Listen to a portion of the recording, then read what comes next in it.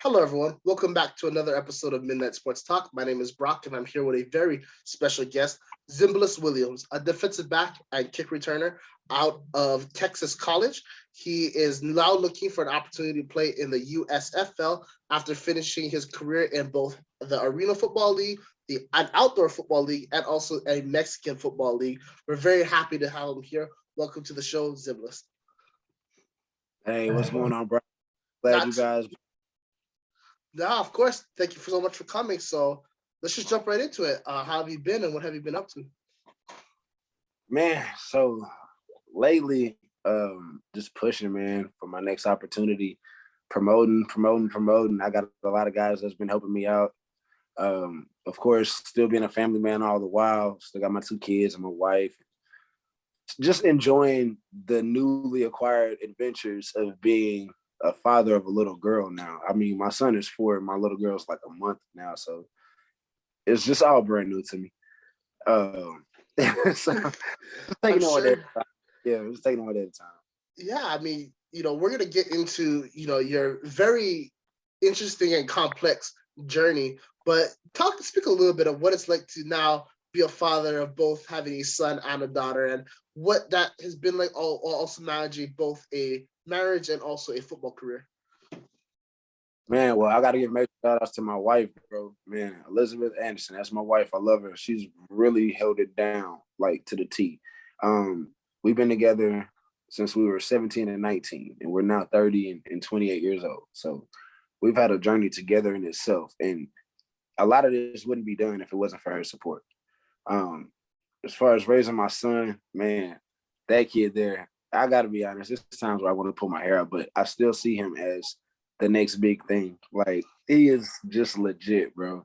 Earlier, just before we got on the phone, I was actually I was teaching him how to kick a soccer ball with no hands. And what I mean by is he has this habit of he'll be kicking it, and then I'll kick it to him and it'll get away from him and he'll go grab it with his hand. And I was like, no more hands. Put your hands behind your back. So now he's putting his hands behind his back, and I got him passing the ball from one foot to the other, trying to control it back and forth. And at 4, he already has that down, and he's able to pass the ball to me, and I'll pass it back to him. He's able to stop it and then kick it back to me. So I'm like, okay, let's just keep moving forward, bro. Like, let's just figure this out. Maybe football isn't your sport. Maybe it is soccer. Well, yeah, I mean, regardless of whatever sport he's going to get into, he does have some really good genes to come from. And let's talk about you right now. Where did you play your prep ball? Obviously, you played in Texas, big football state. But let's talk about that career. Where'd you play and what happened? Okay, so we talk about this as far as like before high school, or we talking? Let's start with high school. High school? Okay. So I did play for once again high school out in Arlington. Funny story. I was a receiver and a safety.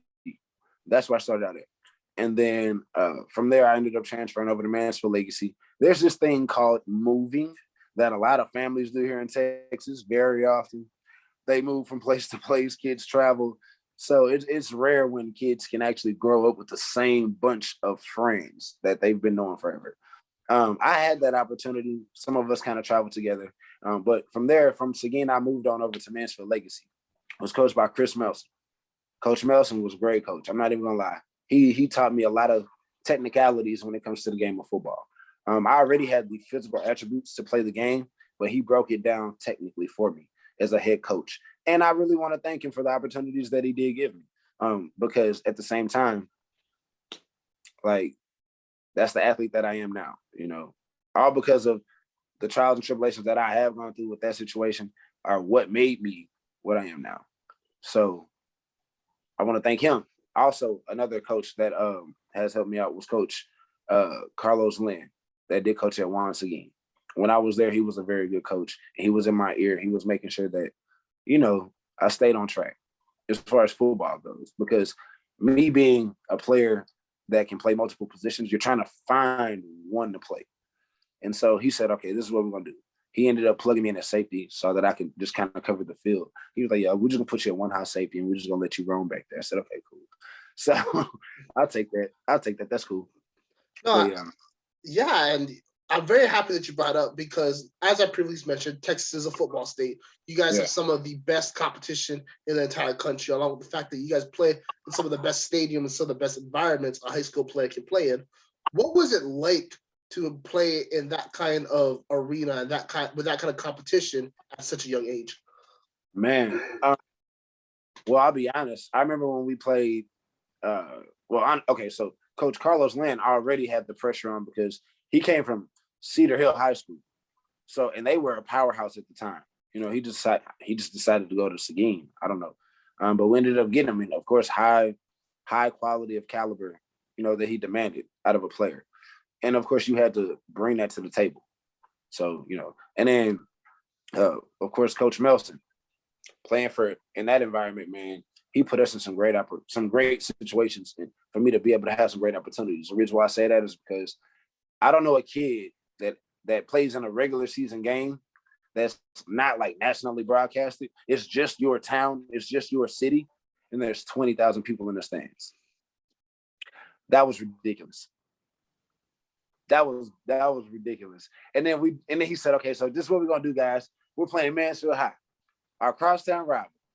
So he set up the big pep rally, and he played the "Who's Gonna Run This Town Tonight" song by Rihanna and Jay-Z, and the cheerleaders did the whole thing. And then what we did was, and we're still known for this till today, we came out and warmed up. You know how you warm up and then you go back in the locker room and then you come back out in your full pads and all that? We came out in our red jerseys and our black pants, and we warmed up like that with our helmets and stuff. We went back in the locker room, and Coach said, all right, boys, it's going to be a funeral tonight. He threw us all our black jerseys, so we went black on black for the game, and we came out the tunnel black on black. And their team was looking like, wait a minute. They was just in red and black. They came out black on black. Like, then at that point, they knew that the game was already over. And that was you know, that's then to be a second year varsity program, to go 2 rounds deep into the playoffs, to have the opportunity to play against Denton Guyer, who was a top program at that time, who had guys like J.W. Walsh, guys like Jamil Whitehead. They had great guys on that roster, Taylor Bible. They had great guys that played on that roster. So playing in Texas, playing in Mansfield showed me a lot of great opportunities. So I got to thank both coaches. One was at Arlington. That was and both had different coaches. Both had it set up to where you were going to work hard, but they just had different cultures. One was about getting to a championship, and the other one was like, hey, listen, I won already, and we're trying to get back. One was about making a name. One was about making a name, and one already had a name he was trying to hold. Okay. So yeah. Can you talk about, was there like a difference in intensity with those coaches, being the fact that one had already been there and one was trying to go there, or was it kind of the same, just in a different style? It was the same, just a different style. Coach Carlos Lynn, he was more so, hey, let's go to the mat room and we're going to wrestle and we're going to get it. Like we'll lift weights and then wrestle, like towel wrestle, or we'll do competitive like challenges, things like that. Coach Melson, on the other hand, he was more so like, you know, hey, listen, we're going to go to the weight room. We're going to watch film. He did it more so that way. He made you a student of the game. Mm. Yeah. And definitely you took both of those coaching styles, you know, what student of the game, and also one that testing, that's a will test right there. It sounds like, you know, he took both of that to the next level. You know, of course, they open up a lot of opportunities for you, but we talked personally that you also have to open up some doors for yourself. Can you talk about what the road was like headed into college? The road heading to college, man, I had 0 stars, had no real offers, just interest. So I grabbed my film, sent it out to all these different schools, got a couple junior colleges on the hook, ended up signing with Lon Morris Junior College out in Jacksonville, Texas, which was a great opportunity, man. But that was ridiculous. Like the JUCO route was something else. I mean, that was like, so here's the thing. I went to a junior college before they were posting Last Chance U and all that stuff. Like, this was 2010. They didn't have a Last Chance U out yet. Yeah. So we were going, bro, we showed up. I mean, you mind if I talk about that? Or? Oh, no, please. Oh, okay. So we showed up, man, and it was about 350 guys for one team. Coach wanted to split them up. He said, all right, I want to keep as many guys as I can. I want to try to make 2 teams. So what he did was we had about roughly 350 guys. We had like 16 quarterbacks. There were like 58 DBs. We had to put it like this. We had enough guys to run 4 full huddles of offense. So this is what coach did. We would practice our no huddles, right? So the starting defense will get out there, and the defenses would just rotate through the offenses. And what I mean by that is the starting defense will be out. The first huddle will be over, with the coach. They'll get their play, break out, line up, run their play. After that play is ran, that starting defense, that same defense stays on the field, and they're running back to the line while the next huddle is getting their play running out because they're already huddled up. There's four huddles already. There's literally 4 full huddles. 4 receivers, your 5 linemen, your quarterback, your running back. Like, they got them, bro. Like, yeah. So it's hectic. Like, junior college football is something that's different. And when I say every day was a grind, bro, and just all these different personalities being in one place, and the weight room in a junior college is different, bro. Like, I can honestly say that. Like, so being in a junior college, going through their weight room program, and then being at a 4-year school, going through their weight room program, I can honestly say that the JUCO route that I went, at least the route that I went, their program was tough. We had 1 core lift a day, like one session where you go in and do a core lift a day, and then we had a circuit session, a full circuit as a team. So what we would do is, as a team, say, coach says, all right, we're going to all practice at 10:30. Tomorrow practice at 10:30. We're going to be in the weight room. Okay, cool. So we go out, we all meet up in the weight room, we do the team circuit. So while you got guys jumping over a bench, you got guys over here with 135 pounds on a barbell, repping it out for 30 seconds. Then you got another guy with a 100-pound dumbbell doing shoulder shrugs. Then you have another guy, another group of guys upstairs going through the bags and then the ladders. Like, it's hectic, bro. And then you got guys on the jammers. This side switch, this side. And it's just, bro, it's a constant like 30-second, it's like a 30-second workout. It's rapid fire, no matter what. 30 seconds, you're going. And it's an intense workout, bro, that I can honestly say it morphed my body into something else that was, I didn't know it was there, to be honest, because I went back home after college break, and guys was like, dang, what you been eating, bro? I was like, nothing, bro. I just been in the weight room. Like, they got us in there 2 times a day. Like, they got us in there 2 times a day. Junior college football is real. Like, when you're not practicing, you're going to be lifting weights. You're going to be watching film. Because they got the huddle. They said, hey, listen, go ahead and watch film. We have the huddle account, so we can see who's watching film and not. So if you're not watching film, it's either going to show or we're going to put you on the sideline because we can't trust you because you're not doing what we're asking you to do. You're not being a student of the game. Once again, it just translated over. And I noticed that at every level. I was like, okay, so they just basically want you to be not necessarily just the athlete, but they want you to watch the film. They want you to make sure that you're taking key notes. Just make sure you're looking for tendencies because that's what makes the real athlete anyways, So that's kind of how I carry my game. That's very interesting you brought that up. And the reason why I say that is because I interviewed 2 other people who went to junior college. One was Darryl McBride, who went to junior college in Northern California. And also, funny you say that, D.R. Scott from Last Chance U, who also went to junior college in North California. So their story was they basically had to transport themselves to college, live outside of the campus, everything like that. Was that what it was like in Texas? Or when it comes to how you live personally, what was that like while you were at junior college? No, so it was. So we had on campus housing, right, and then we had another hotel that they had bought out, and they bought out a hotel for all the football players to stay in, and so we all just stayed off campus, and a shuttle bus would come and pick us up and transport us back and forth from the hotel to the campus, which might have been like 3 miles, 4 miles. Not big, not no big deal. Guys could have walked, jogged, whatever if they wanted to, but a bus just came back and forth and transported us. But yeah, man, we had our own. Now, I'm not gonna lie, there was 4 guys in each room. That sucked. So imagine a regular hotel room, but 4 guys living in there. bunk beds. So what they did was one day I noticed our bunk beds, because we had gray bunk beds. They looked like they just been spray painted gray. And I was like, bro, why do these beds look like this? I just started peeping the scene, bro. I just started looking around, and I saw on the bed there was a print that said USMC. And I was like, these guys got beds from the barracks of the United States Marine Corps. I was like, okay, I'm strapped in for the ride, bro. Like, let's go.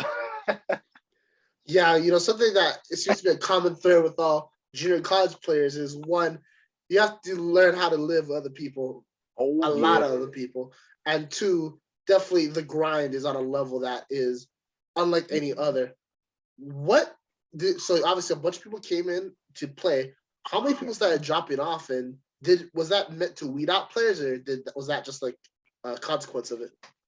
Well, being honest, some guys figured themselves out because attitude, character, integrity, all that comes into play, bro. Whenever there's a lot of guys and only so many guys can stay, if you are not the athlete, then you have to find a way to rise above everybody else. And when you're in an environment like a junior college, the best thing that you can do is just keep a one-track mind and remember why you're there, what got you there, and why you're trying to leave there. Because nobody wants to wake up one day and be like, I'm a sophomore and I'm in my senior, I'm in my last game playing junior college ball and I don't have any offers. That's the last thing you want to do. The last. So, hey, I was blessed to leave my junior college after the first semester. I got an offer from McMurray. I said, peace.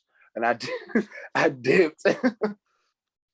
Yeah, well, that's what it's all about. It's about getting to that next level. Let's talk about that. So you get your offer, you go. What happened after that? Okay, so I get my offer to go to, and I'm out there balling, man, and everything is going good. Came in, was a freshman still, just the second semester. Nobody knows me. Coach doesn't know me. He knows me, but he's just like, oh yeah, you're basically you're this guy's cousin. You're Chris Hughes' cousin. Like, they're like, yes, sir. He was like, oh, I heard you play DB. Yes, sir. So I was like, all right, I'm gonna show you what I got. Get out there. I start out. There were about 5 guys down on the depth chart. I was like number 5 on the depth chart. So I was like, okay. I saw that and I was like, all right, bet. That ain't gonna last long. So went in. Same situation with junior college, because with junior college, we ended up basically weeding ourselves out, and I ended up second string at junior college. I ended up not starting. I ended up second string because as a freshman, it was a sophomore in front of me. They were trying to get him out of there, and I understand it. So it is what it is. Then I went to my 4-year school, McMurray. I was over there. Same situation. Balled out. I moved my way up the depth chart. Got to second on the depth chart.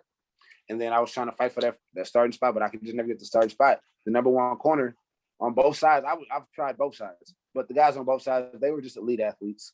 They were a little bit taller, had better wingspan. They had good hips, good feet. Couldn't fight with it, So I just, as a role player, I stepped in and did whatever coach needed. At that point in time, I didn't know that I could play nickelback just yet. At that point. Because early in my career, or early in childhood, when I played Pee Wee ball, I played linebacker. So that was something that was familiar to me, linebacker. But growing up, I never put linebacker and defensive back together and thought about it like that. It never just clicked to me that, oh, you could be a nickelback.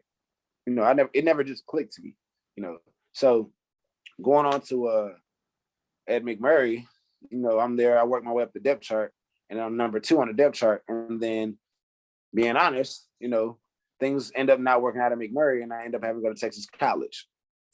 Academically, things don't work out. And so I end up having to go to Texas College.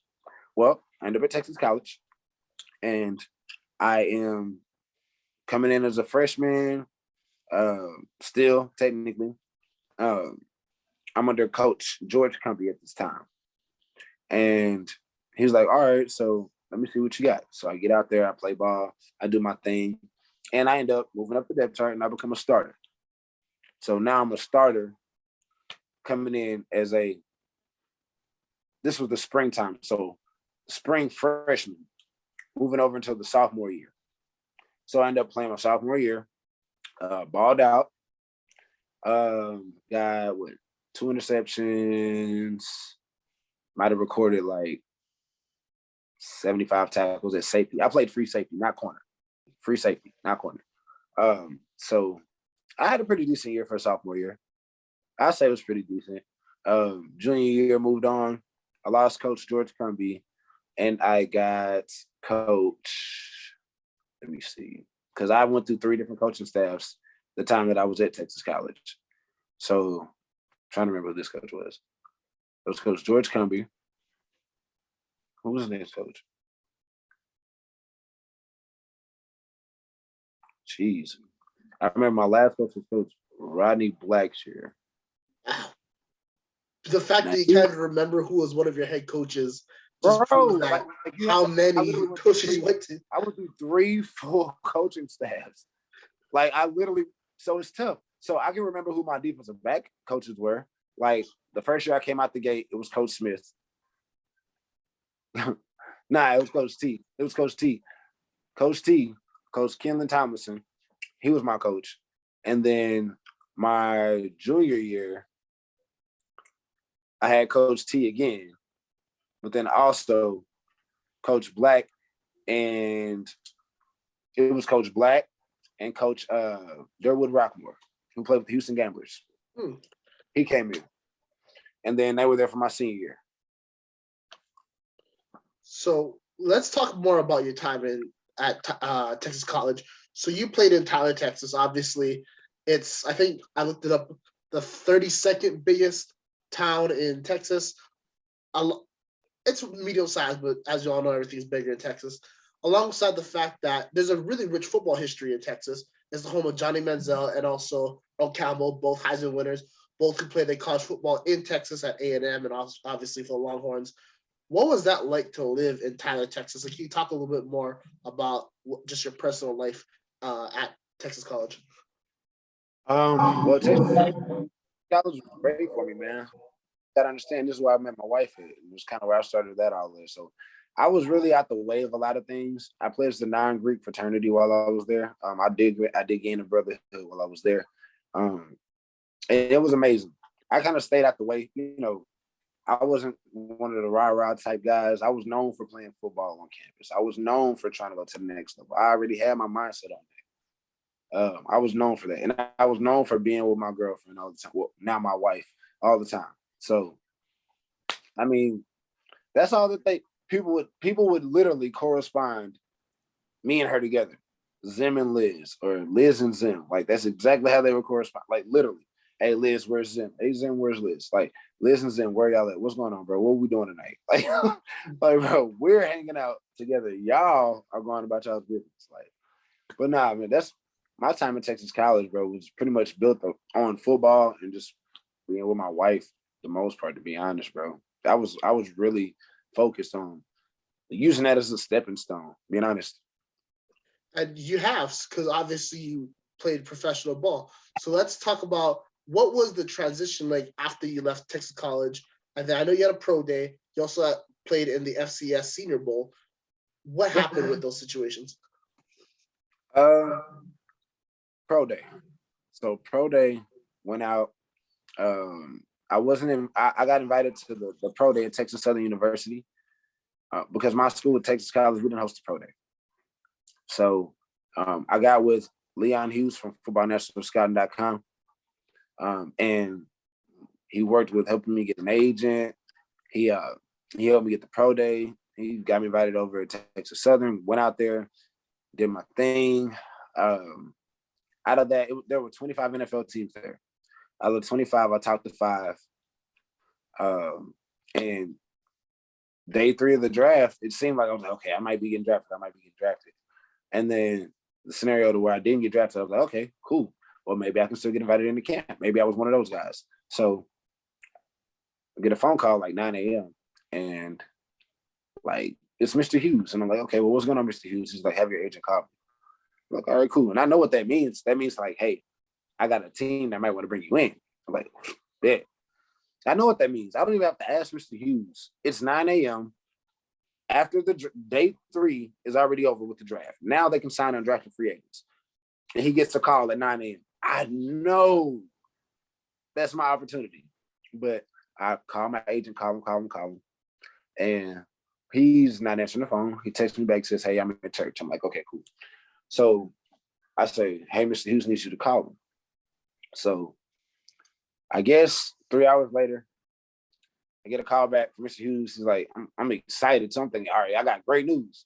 Mr. Hughes is like, "Hey, what's up with your agent?" And I'm like, "What do you mean?" He was like, "Well, he might have just blown it for you, kid." Like, he was like, I'm gonna be honest. He was like, "I'm not really religious, but I'm really not really religious day 3 after the draft. And I know I have to get a guy in, you know, he might have blown it for you." And I was like, "Okay. All right, cool. Well, we're gonna try something else. Let's push, let's try something else." So I started doing a lot of open CFL workouts and ended up actually meeting a man named Ray Hardy, who brought me he started to bring me in to the Texas Revolution. I say this might have been 2014.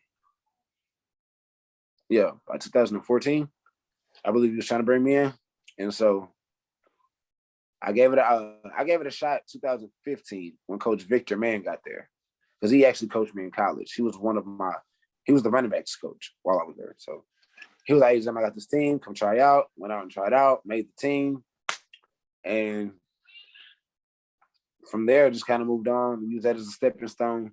Went out to Myrtle Beach. Went out to Georgia with the Firebirds, Corpus Christi Rage, Temple Demons, Waco Tornadoes. Shout out Waco Tornadoes. Who else? Those are pretty much my, North Texas Bobcats. Shout out North Texas Bobcats. Yeah, those are the teams that I pretty much played on to build the foundation. And then I went over to Mexico and I had that opportunity, and things just kind of took off. And now, here we are. Yeah, and we're gonna get into more of your professional career in a little bit. I want to slow it down and go back to what was going on while you were watching the draft. Obviously, day one, day two, you're just chilling, watching it. Day three, you might be a fourth, fifth, sixth, seventh round pick. Each pick keeps on coming. The phone call never comes. What were you thinking, and how did that make you and your family feel, and how do you guys react? It made me feel any kind of not at all. It didn't make me feel any kind of way because I knew my situation. I'm at a small school. If anything, I'm just excited to be watching the draft. Like, with the opportunity, knowing that these are the guys that I'll be on the same team with. So I wasn't really expecting a full blown, "Oh, you're gonna get drafted." That was just kind of a toss in the wind. I knew for a fact my sweet spot was after the draft, like after they get all their guys and then they're bringing me in for free agent, undrafted free agent. I knew that situation was like my sweet spot. And so that's what kind of hit me, when I was like, damn, like he didn't answer the phone. Okay. I knew because that was like that was my window. Right. And that's all that it is a window. And if you don't get in that window, you're not getting in the mix. So it's almost like teams have like a Rolodex and they're just sitting there going through players. They're like, "Hey, I need a defensive back." Okay. Call him. Get his agent on the phone. Oh, he can't? Okay. Call him. Get his agent on the phone. It's just, it's a business. I mean, it's like, "Hey, we need a guy." Yep, get him. Call him. Like, we need a guy. And I mean, it is what it is. Like, it's a business stuff. And you just gotta know the business. That's all that it is. You just have to know the business. That's what I've learned over the years, so. Right. So if you don't mind me asking, if you do, we'll move on. When your agent doesn't, you're unable to get a hold of him because he's in church, and obviously that opportunity goes awry. What happened between you and your agent after that? Well, at that point, we tried to push for the next opportunity. Like I said, we walked into CFL tryouts and tried to do something, and we tried to have those opportunities. But of course, it at some point or another, it just didn't work out. We just parted ways professionally. Well, I mean that always happens. Now, when we talked off camera, you did have an opportunity to work out for two teams under, I believe, Alonzo Highsmith, who is an executive in the NFL. Can you walk us? So I'll never know what it's like to go through a workout at the NFL level. Can you walk us through what teams like to do? Is it position based, and what was that day like?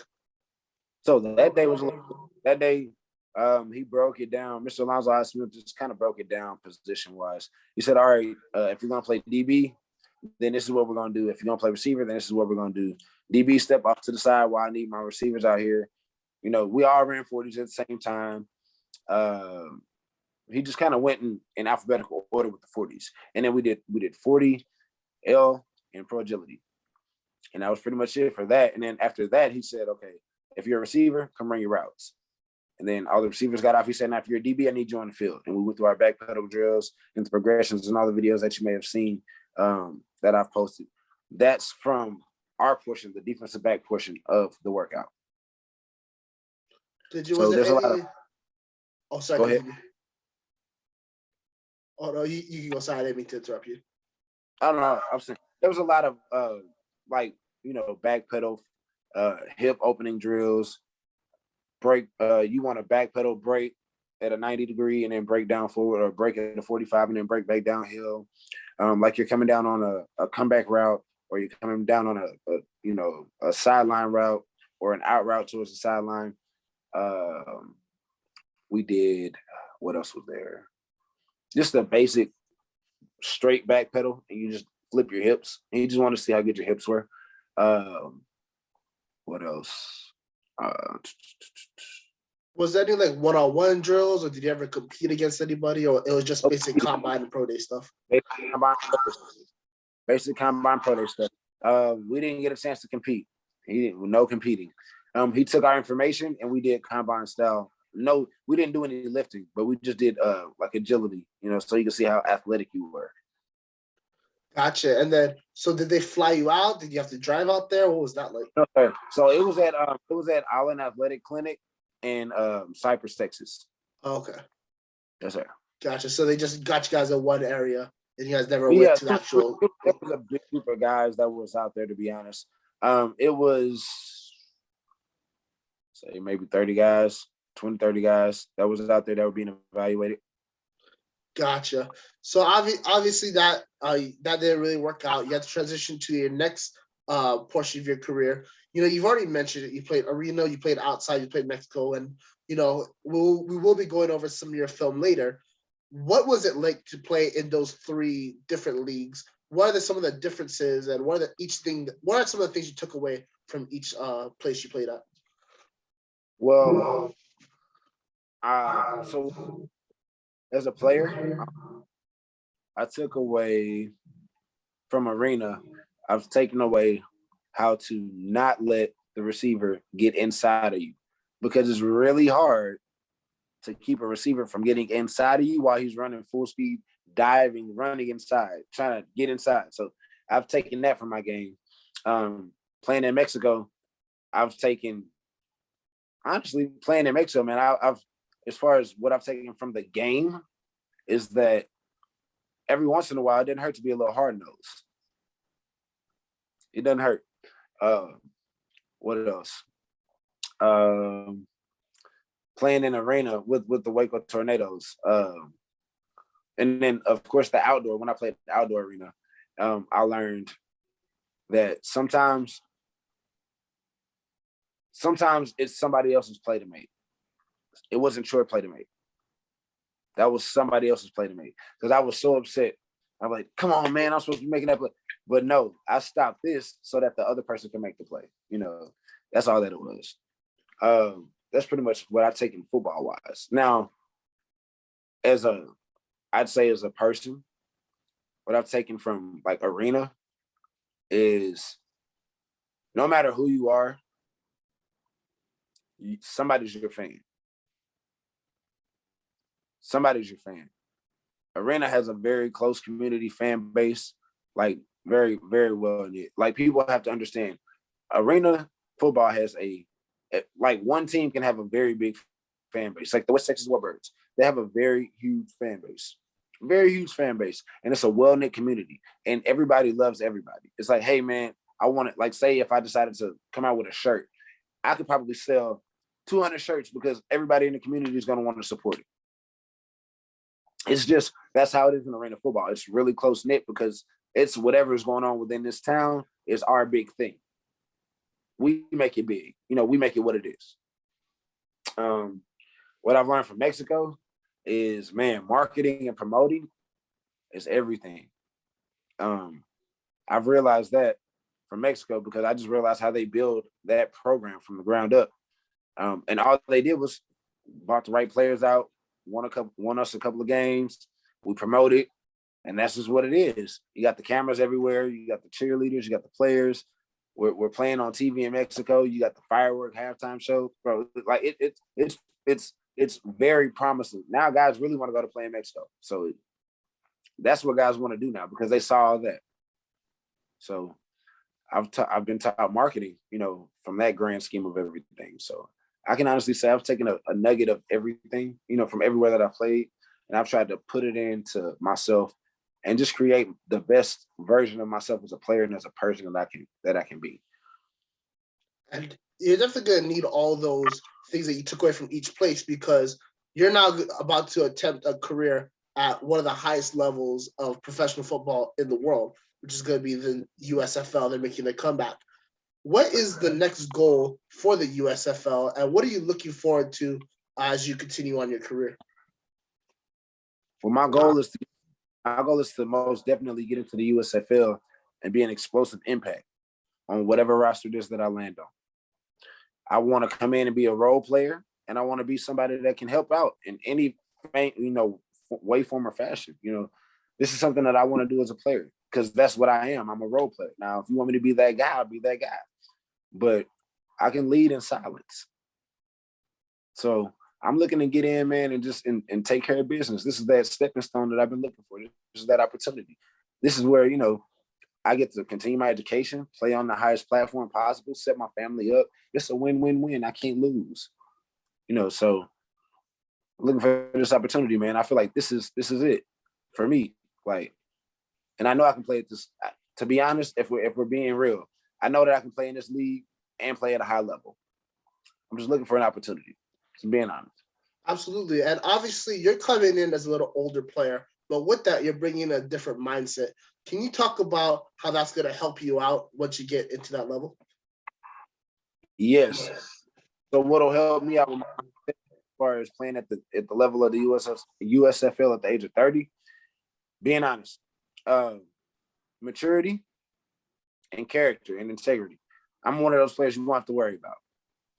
I'll be that player that I'll be there early. I'll stay late. I mean, I got more ride on this than a lot of people do. This is not just a vacation for me. This is a business trip. This is something that I need to get done. Like, I'm punching in the clock whenever I show up in Birmingham, Alabama. Absolutely, and obviously this would be the culmination of a lot of years of hard work and a lot of tumultuous journeys, unpaved roads, a whole lot of things. What is the ultimate dream for your career? That's a great question. Nobody's ever asked me. The ultimate dream for my career is the same dream that it's always been. It's to play at the highest level that I can possibly play at a high level. Be able to take care of my family. That's always been my dream. And the USFL can help me do that.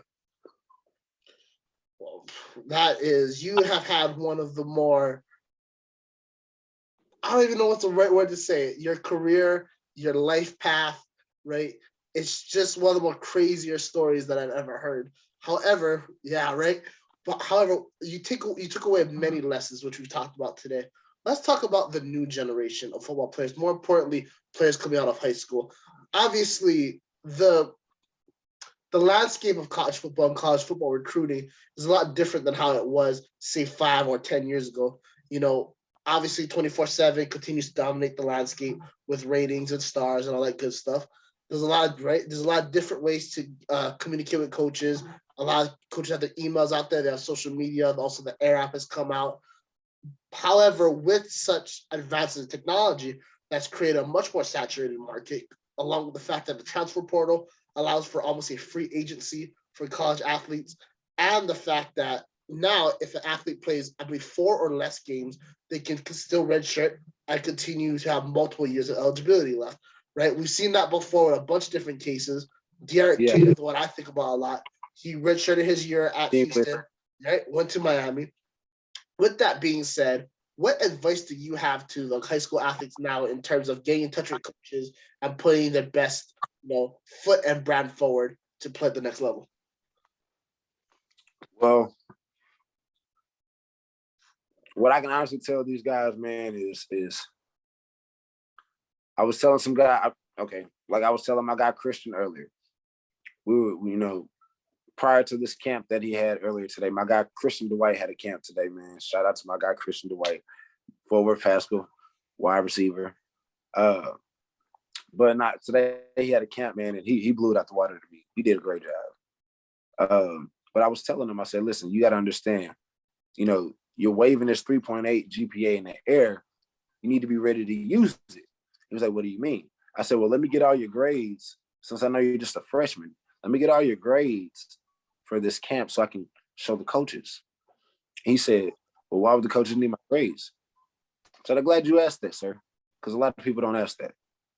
The reason why the coaches would need your grades is because there's a lot of talent that never goes to college, all because they can't meet the scale academically. You don't want to be that player. Showing a coach that you can get a 3.8 right now as a freshman can show a coach that he can watch you for 4 years. Now you're on a coach's radar for 4 years. So not only do you have the talent, but you got the grades. Okay, cool. So we might be able to get him a double scholarship, or we could do half academic, half football, and we can make it a full total for the school. So that way the school isn't just coming out of all the football money or all the academic money, or they can split it up. But make it easier for yourself and for your parents. I tried to make it smart. I tried to just make it make sense for him. You know what's funny? Today at the camp, I was talking to this guy and his two boys. His two boys are in middle school, and they're tall. They're already literally 6 foot, playing receiver. They're working out. They actually work out with this guy named D-Rob. He's a wide receiver coach out here in the Dallas-Fort Worth area. He trains a lot of NFL guys. He's training these two young men. So I was breaking it down for him. I was like, listen, do you have a social media? He said, yeah. I'm like, okay, well, listen, if you have a social media, what does it look like? It needs to look like straight football. That's your website. That's your page. That's your promo page. Your social media should be for just business only. You can interact with people, but it's for business only. If you want to put something personal on there, put it on your story. But this is for coaches to see. Also, get you a Twitter account. That's the easiest way to reach out to coaches. Put your film on Twitter. As you do something, post it and tag coaches or hashtag people. But do what it is that you need to do to promote yourself as a player first, because you got to make sure that you're taking care of yourself before you can expect anybody else to take care of you. You can't expect anybody to represent you if you're not going to represent yourself. Right. And so social media is basically your portfolio as a player. Is the best way to get out there. I'm very interested when it talks about grades and talk about money. So how often is it for players to be able to get half scholarships, academic and football? Does that lead to more opportunities when it comes to smaller schools, or how does that play into effect? I think honestly, as far as the scholarship is concerned, whenever you break it down and say, okay, well, a kid has a 3.8, and we want to bring him in, we want to make sure he's completely covered, academically, or he's completely covered, period, but he has the grades and he can play, football. What we'll do is, I believe at the smaller schools, it'll be more effective, because the larger schools, at the larger schools, it's going to be pretty much a scenario to where you're going to have to keep your grades up anyways. So, you wouldn't even be able to be in the school. But here's the thing. At a Division II school, what they do is, so they're not able to waive the SATs and all that stuff. So they're not able to waive that. So the higher that you score on those test scores academically, you can get more money for scholarship. But it comes down to, and I found this out today. So, but it breaks down to, and more so breaks down to, we're a smaller school. So with us being a smaller school, more scholarships are better. Gotcha. Different sources be able to pay everything off. Right. I'm guessing because if we're looking at budget, and I guess common sense would tell us, hey, look at the budget. Look at a University of Texas budget versus a, I don't know, Northwestern University budget. Not even, because that's still a Division I. I'd say versus a Texas college budget. Yeah. So I'll say this. Okay, prime example. I'll say this. At a Division I, I'm pretty sure just about every kid that signs, if the school signs, like say they sign, let's just say throw a number out. Say, all right, for National Signing Day, we're gonna sign 10 guys, right? Out of those 10 guys that they signed for National Signing Day, I feel like, and don't quote me on this, but I feel like out of those 10, legitimately only like maybe 6 are on full rides and the rest are on partials. Mm. Or it could be the other way around, maybe 4 on full and the other 6 on partials. I don't know. But going into, that's just budget-wise, but going into Texas College, our coach told us, he said, I got 50 players. I got 4 full ride scholarships. All right, Coach Will, how we going to earn these? Well, I want to make sure I get a little money, so I'm going to split it up between all. So he split up 4 full ride scholarships amongst 50 players. So y'all got about $1,500 a piece. That I didn't know you could do that, but So I guess I played the game for the love of it for a very long time, bro. Like, yeah, that is one of the more interesting stories I've heard when it comes to the financial part of the game.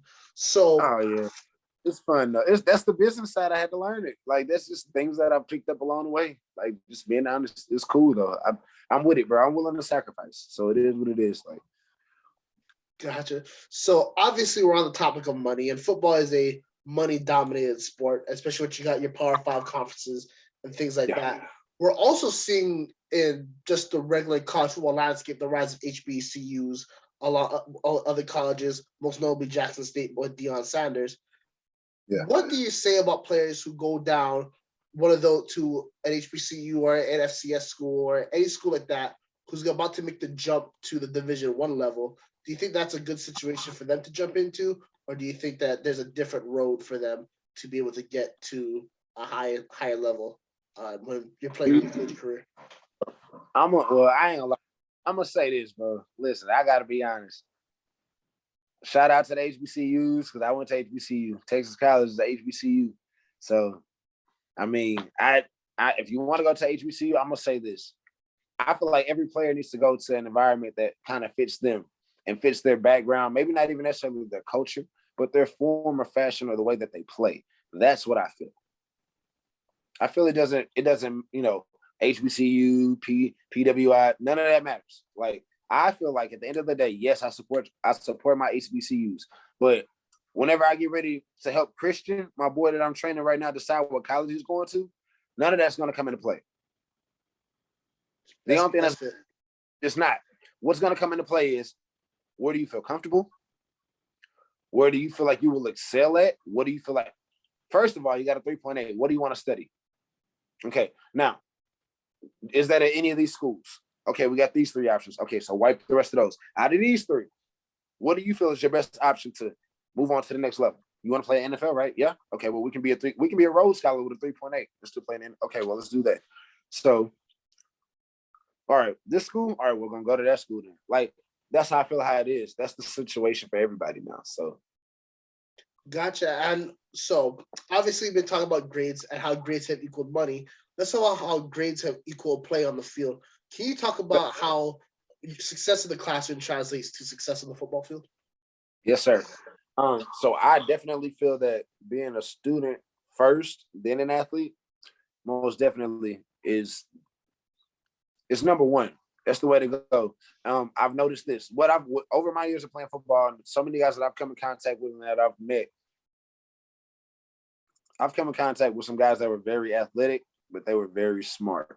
It's really hard to be an effective athlete on the field if you're not smart.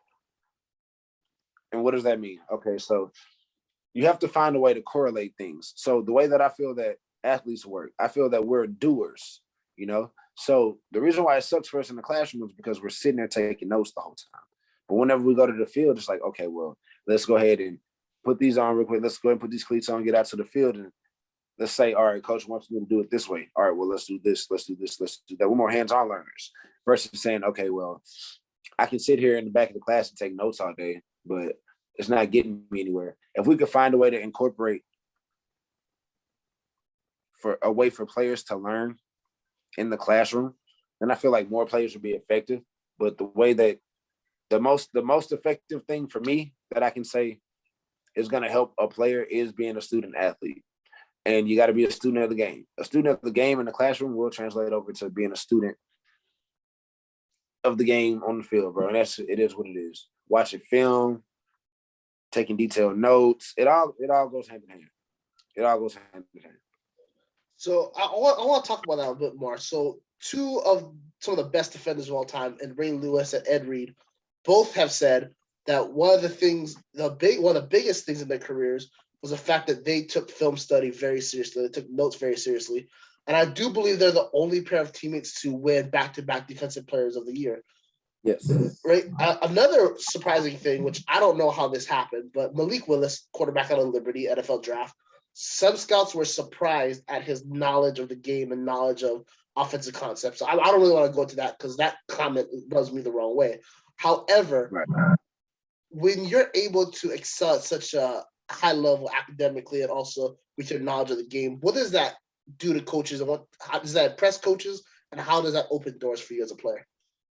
Yes, that impresses coaches because that tells them that they don't have to worry about you. That tells them that, hey, this guy is responsible. It sounds crazy, but if you can keep up with your grades academically, and if you have a high level of caliber for thought whenever it comes to the game of football, all right, bro, a coach will never worry about it. He'll come to you and say, what do you think we should do? And that's what you want. When coaches come to you like, hey, what should we do right here? I think we should do this, coach. Well, hold on, let me see what they in. Yeah, let's do this, coach. Like, I would love for a coach to be like, hey, Zim, what do we need to do? Hey, let's run cover three. Yeah. 3 on one side, cover three. Yeah, let's run that. Like, yeah, I would love to be in that situation. That'd be cool. Especially in the USFL. Coach like, hey, Zim, coach wants you on the headset. All right, what's going on? What's up, coach? Yeah, Zim, what play we need to run right now? Why you asking me? You way up there? Like, you can see everything up there. Like, look, man, yeah. But no, I feel like that it's just. I feel like that's a big part of today's football. So that's very funny. And so if we get to that level in the USFL, one of the positions you might play is safety, and we're seeing in the modern game, it's no longer the Mike linebacker that's always the signal caller for the defense. We're seeing a lot of safeties. We're seeing a lot of safeties in general become signal callers. The most notable one for me is Derwin James, because I'm a Chargers fan. So we're going to put you in the seat of a defense coordinator later when we come back and we talk about your film breakdown and defensive schemes. However, before we go to commercial, let's talk about camps and showcases and things like that Christian is going through. Do you think that they're effective in getting players out there, and how do you excel at one of these camps if you're a player? Yes. These camps most definitely help you out as a player, especially the camps that you can go to and get ranked. So there's a lot of players that are not in a database and they're not ranked. So they're kind of ghosts. It's like, it's a database you got to get into and get ranked amongst all the players that are in your class. And once you do that, then you get your name on the radar and people are like, okay, this is that, that's who that guy is, or whatever the situation may be. But the camps are most definitely crucial because it shows you where you match up between you and where you need to be versus all these other guys. Because you know where you're trying to be. You know where you're trying to get to, what you're trying to be able to accomplish. But then you know what these other guys are bringing to the table because you're seeing it at the camp. You're like, okay, like you're just seeing fresh. It's good to always be around fresh talent.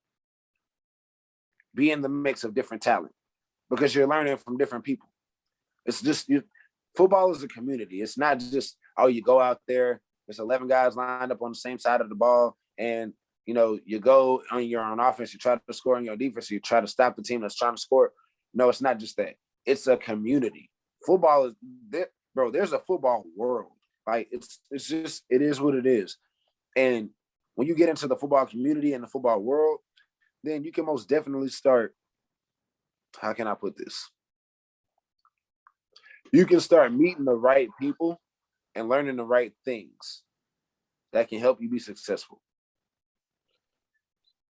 Talking about that, when you meet these people, obviously the best thing is making relationships with them and learning from them. How do you maintain professional relationships with these people? Well, honestly, it's more so just having to play on the field. It comes down to you proving yourself on the field first. And you have to build a rapport over time. It's just a professional relationship breaks down to scenarios. And what that means is like, hey, can I trust you now? Like, okay, so what do I mean? If I can't trust you to be a solid player, then that's already going to rub me the wrong way whenever you decide to, hey, you want to get into coaching, So that's going to rub me the wrong way now because now I know what type of player you were. Like you were never on time. You please excuse my French, you half-assed everything. Like, why would I bring you in as a coach? You're only going to show that to the players that you're coaching. And I'm not having that. So it's with football, man, it's more so your name that you want to keep clean. You want to keep it clean, man. Because once it's dirty, and it's going to be hard to clean it up. That's all. It's going to take a person that really wants to help you to clean it up. Yeah. Before we move on, I want to talk about perception. It just came to me. Perception of athletes. Now, obviously, you mentioned you want to make sure that you present yourself in the right way. You want to make sure you keep your name clean. You want to make sure you do all the right things. However, we've seen, especially when it transitions from the college to the NFL level, there's a lot of players that do that, and yet the perception of them is a little off either through how they speak, how they act, or through their play style. Most notably, I always bring up is Lamar Jackson. Obviously, there's some executives that wanted him to play running back, wanted to play wide receiver. I mean, I followed his whole career at Louisville. I was shocked he dropped to 32. If a player is like that, regardless of what position he plays, where there's just this off perception about him, do you have any advice of what he can do to change it or to put himself in a better position? Well, honestly, today, perception is everything. And the only thing that you can do to fix that perception is work hard and have it be seen that you're working hard. That's really the only way to clean it up, bro, because you got to think about it. A person that didn't mean to make that mistake or a person that really meant to make that mistake, they're not going to be out there working hard. They're going to care less about what you think about how they feel or whatever the scenario may be. Or they're going to care less about how you feel about the situation. So you have to just be honest. And that's just what people have to understand is at the end of the day, we're all still human beings. And once you're rubbed the wrong way by anything, it's just like, all right, man, whatever. Like take it with a grain of salt and you move forward and you just remember that and you don't forget it. You just don't let it happen again. So, but yeah, that's pretty much the way I feel about it. Gotcha. Well, I want to thank you so much, Zim. It's been a lot of fun talking to you so far. We're going to take a quick commercial break, and when we come back, we're going to put you in the chair of a defense coordinator. We're going to talk defense. We're going to talk about your time as a returner as well, and we're going to talk about some of your play by putting up some clips, some film of you, breaking down what you see, and so much more. All right, we'll be right back. We'd like to thank our sponsors for this episode. The first one is Spoon of Zeke. That's at Spoon of Zeke. He can help you grow your Twitter page. Just hit up at Spoon of Zeke on Twitter, and it'll help you out. Thank you so much for all your help, Zeke. Now, our next sponsor is Malou Sports Picks. If you want some help breaking the bookies' bank, hit up Malou Sports Picks. They have great insight into all the games every single day, and they have a special VIP group that gets you guys ready for your betting action. All right, back to the video. Welcome back, everyone. We're here with Zimbalist Williams, and now we're going to give him an opportunity to kind of prick his brain a little bit, show off his mind. First of all, you are a defensive back and a returner. Let's talk about the returner standpoint. What is the mindset that a returner needs to have, considering you have a multitude of responsibilities that you need to take care of in a matter of seconds? But as a returner, you got that clock that's going off in your head. You're responsible for that own internal clock, bro. And that clock is telling you either fair catch or catch it and go ahead and return. And what you're basically judging is your progression from looking at what's coming at, looking at your horizon, what's coming at you, and then you look vertically and see where the ball is. You just kind of bounce your eyes back and forth. I would say if you bounce your eyes back and forth twice, bro, that third time you look up, you need to be catching that ball and either taking off or you need to be waving fair catch. By the time you look back up, you need to be saying fair catch and catching it. So that's kind of the progression, and that's what you need to take into accountability. Now, responsibility-wise, bro, you are solely responsible for the field position of the offense, bro. Okay, so what that means is, like I said, wherever you end is where the offense begins, bro. So 25, 30, 35, wherever it is that you end, that's where you're setting the rubric for the offense to begin their progression to get down and score a touchdown for the team. So what you want to do is make sure you're reading your blocks properly, make sure you follow coach's scheme, and then once all that's done, bro, you run like hell. Like, yeah, I mean, it is a position for which you need a lot of athleticism, most definitely. One, to be able to catch the ball, to be able to evade blocks and run through certain gaps and holes. However, one of the underrated positions, or one of the most underrated things about the position is your vision and your decision-making skills. How are you as a returner able to, one, read the defense coming at you or read the special teams coming at you, and to make a decision of whether to fair catch or to run? And on a kick return perspective, how are you able to read blocks as you make your way downfield? Well, me being honest, bro, from the kick return aspect, it's just more so getting the ball. I stick my foot in the ground. I'll take 2 steps in one direction to read. And if I need to keep going in that direction, okay. And if I don't, then I'm cutting. And whenever I cut and I go and I don't think about it. And I tell everybody, I'm like, hey, listen, you don't have to hold a guy. I would love for you to hold a guy for 2 seconds, but if you can just redirect him, bro, because I'm running in a straight line. I'm sticking my foot in the ground and I'm running. I'm going. I'm getting from point A to point B. So if y'all can just hold him for 2 seconds or put a hand on him and redirect him, get him off the path, that's all I need. I'm not gonna dance. I'm not gonna do all of that. I'm not gonna dance unless I need to.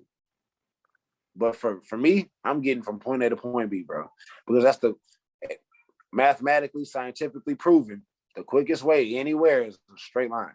So. And then from a punt returner's perspective, is there like a number of unblocked defenders coming at you, or a certain signal or key that makes you decide whether you're gonna fair catch or run, or do you just kind of base it off how you feel and what you interpret? It's more of an internal clock. It's an instinct. You can hear people yelling. Like if you hear your coach's voice yelling, yelling, hey, get away from the ball, then of course get away from the ball. But other than that, bro, it's your internal instinct, and it's the vision that you use whenever you bounce your eyes back and forth. And it's, if you see, 2 or 3 guys you can make miss. That's no big deal. But if you see a sea of guys coming at you, okay, it's yeah, let me go ahead and fair catch that. Like, yeah, man. But nah, that's there. Yeah, that's my big thing. Nah, that's why I'm a kick returner, right? I can't do that. If coach like, can you do punt return? I'm like, all right, coach, come on, man. I got you. You need me to do it, I'll do it. I got you. But if they're like, hey, who wants to do this? I'm like, hey, I got kick return. Like, I'm jumping back there. Gotcha. And you're a very versatile athlete, as mentioned. You're a returner and also defensive back. You've played, as we mentioned, cornerback, free safety, strong safety. Let's talk about nickelback a little more. What are some of the physical characteristics that nickelback needs in order to be successful in the NFL or at any level at all? At any level, I think you key things that a nickelback really should possess. Are we talking about it as far as their style of play? Let's talk about their style of play. Then after that, let's go into if there's a certain physical attribute you need in order to play nickelback. Okay. I would say as far as this style of play, you really need to make sure that you know how to play off, play a lot, be able to play 5 yards off very well. And then also your off man, like that needs to be kind of your bread and butter if you're gonna be a nickelback. Every once in a while you'll be able to get up there and press. But even when you get up there and press that receiver, he's a nickel, he's a slot. So he still has a little bit more space before he gets to you. So my biggest thing is I would say to add into your toolbox, man, to just be able to learn how to stay in front of a defender. Keep your hips square, keep your shoulders square, and stay in front of a defender. That's going to help you out a lot because if anything, timing is everything, and all you need is 4 seconds. Gotcha. And as we talk about how the game has advanced over the years, in the modern NFL and almost across all leagues, college and pros, we're seeing the hybrid defensive back linebacker become more prevalent in modern defenses. A couple of examples I like to use are Derwin James from the Chargers, Jamal Adams from the Seahawks. Guys that like to come up towards the line, become a linebacker in a 4-4 defense, maybe come towards the line a little bit, play that outside linebacker position on pass rush. We're also seeing the position evolve with guys like Keanu Neal when he came from Atlanta to Dallas. He came in as a linebacker. We've seen it with Isaiah Simmons when he played at Clemson as a linebacker and also safety, a role which he inhibits right now with the Arizona Cardinals. If called upon, would you be able to perform the duties of that role? And is that something that interests you as you continue on in your career? Man, listen, I'm most definitely with that responsibility. I'm here to do whatever it is that I need to do to make the team. I'm here to do whatever it is that I need to do to impress the coaches well enough to where they want to invite me back for another season to play. I want to make a home with any organization that I go and play with. So that's my big stamp on anything that I try to do. I want to just meet the approval. That's all. Gotcha. So we've asked a lot of questions about your life, about recruits, and also about moving forward, about how big returner being a defensive back.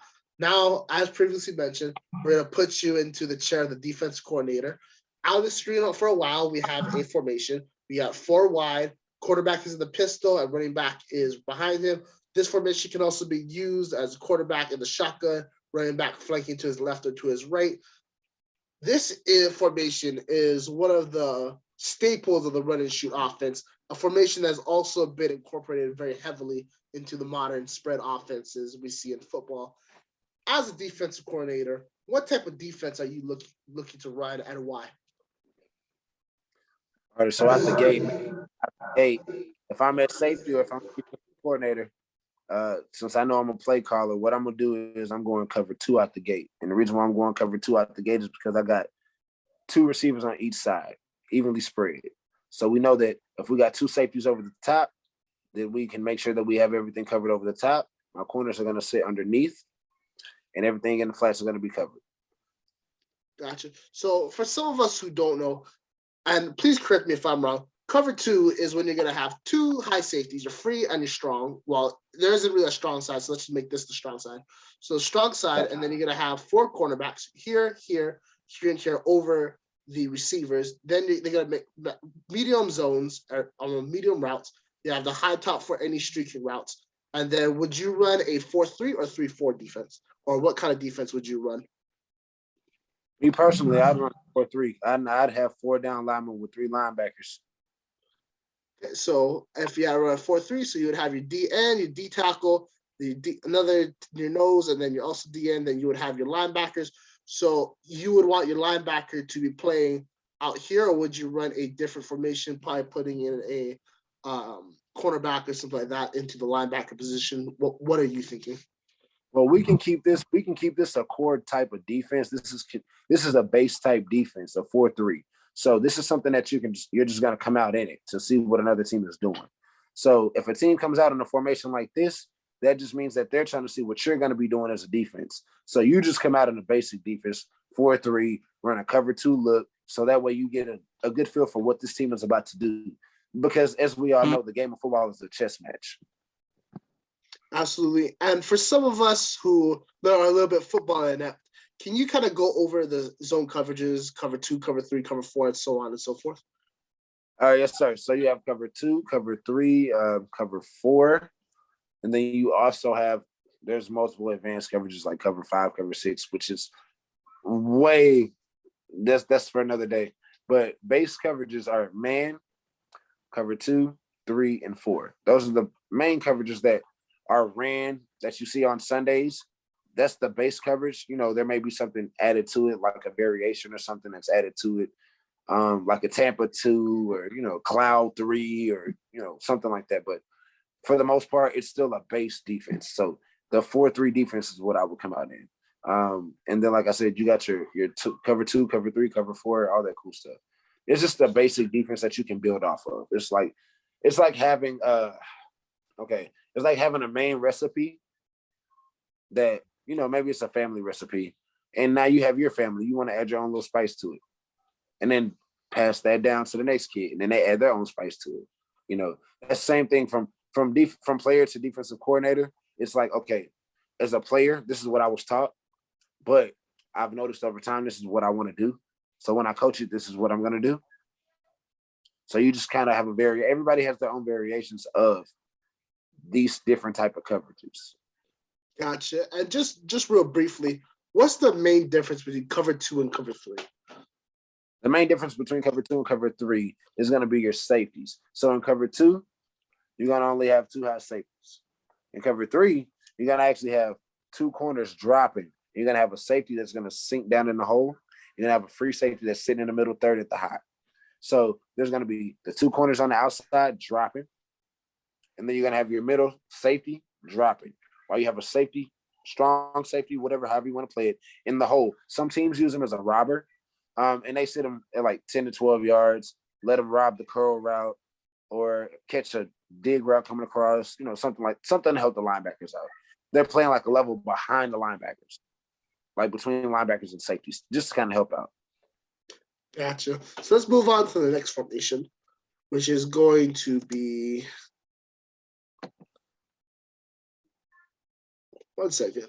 The next formation will be a 5 wide formation. So if a team comes out like this, obviously no running back in the backfield. The only real threat for a run is going to be a quarterback draw or a quarterback dive or anything like that. What kind of defense would you run in this situation? You can only go man coverage. Man coverage, and you have to go levels. And what I mean by levels is, so you'd have to go, all right, so you're coming out. Now here's the thing. Oh, my apologies. Now, if a team comes out in this, you're gonna have to automatically call a timeout and get your nickel defense in. Because if they come out in this, they're about to rip you to shreds if you still got your linebackers out there. So you're calling a timeout and you're getting your nickel back out there. Hey, Zim, come on. Yes, sir. Let's go. You're getting out there, and your nickelback is going to guard that number 3 receiver on the right-hand side. Wherever that number 3 receiver goes, this guy? That's where your nickelback travels to. That guy right there. Gotcha. Wherever he travels to, that's where your nickelback travels to. You can still run any basic coverage out of it, but that nickelback is going to replace a linebacker. He's just going to be a strong side linebacker now. That's all. So now, instead of the linebacker dropping to curl the flats and cover 3, now you're going to have that nickelback doing it. Gotcha. So 2 of the main passing defenses are nickel and dime. Is that correct? Yes, sir. And what is the basic fundamental difference between a nickel defense and a dime defense? Well, in a nickel defense, you bring in an extra DB. In a dime defense, it's a linebacker. Okay. Gotcha. So let's move on to the next formation, which is, here we go. So this offense resembles what the more modern offenses we see in college football. Run a lot by BYU. That's what propelled Zach Wilson to become the 2nd overall pick. Recently run by Baylor because the offense coordinator at Baylor was the offense coordinator at BYU. Propelled them to a Big 12 championship. You got your 3 wide receivers, 1 running back, 1 tight end. This formation comes out. What kind of defense are you running? Well, if this formation comes out, we can still go cover 2 because you still got 2 receivers out to the left-hand side, and then you got your tight end and the wide out sitting out wide. So that's still technically 2 receivers that you got sitting out there. And then you got the running backs to that side. So if anything, can I be honest, I'm calling cover 3 because I got to back to that side with my tight end. I'm calling cover 3 because that running back can spill out to the flats, and I need a linebacker to sit over there to cover that just in case. Now, also, that tight end, he's an eligible guy, so he can come out and run whatever route he wants to run. He's another receiver. He's your number 2 receiver. So that safety is going to be watching him. Eyes are on him. You can keep your regular 4-3 defense out there and just go a basic cover 3 defense, or you can go a cover 2 defense, however you want to do it. If you go cover 3 defense on your backhand side, you need to make sure that you tell your corner, hey, listen, make sure you drop and split the difference between the number 1 and the number 2 receiver. That's all you need to do.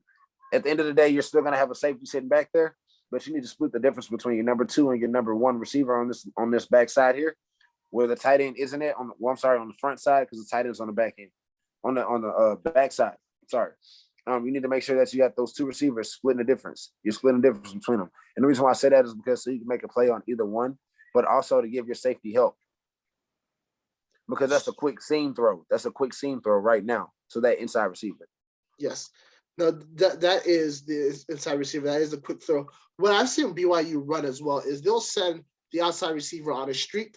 They'll send the running back towards the flat. And then they'll also send the tight end on a streak, and they'll try to look for the gap between the linebacker and the safety. If that's something that they're trying to attack, would you make any tweaks to the coverages, or do you feel the coverage is strong enough that will be defended? Well, if I consistently see that, I'm rolling my guys down, and we can go man on this backside. I can have my linebacker roll down, or my nickelback roll down, and he can take that tight end, and then that free safety can take that running back coming out, and then my corner can lock out right here. Gotcha. Or we can do safety, take tight end, because he's the only one that can hurt you vertically. Running back, you're taken by the linebacker or the other nickel back. And then corner on this backside, you're solo dolo by yourself. You're on the island. These other 2 guys over here, because you got to remember, we still got guys over here on this backside as well. So with these other 2 guys over here, what we're going to go ahead and do is that corner, you're going to roll down and press them. You're going to force them in, and you're going to roll, and you're going to sit at 5. And I'm going to have another corner, the safety backside, help out over the top.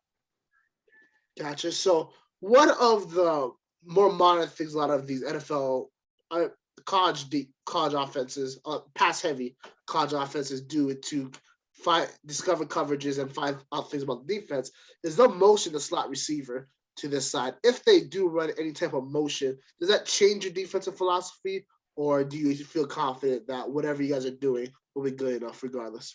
Well, if we motion over and it's just solo dolo here on the backside, then we can just go cover 3. We can go cover 3, and so here's the thing: it's like a 3-man under.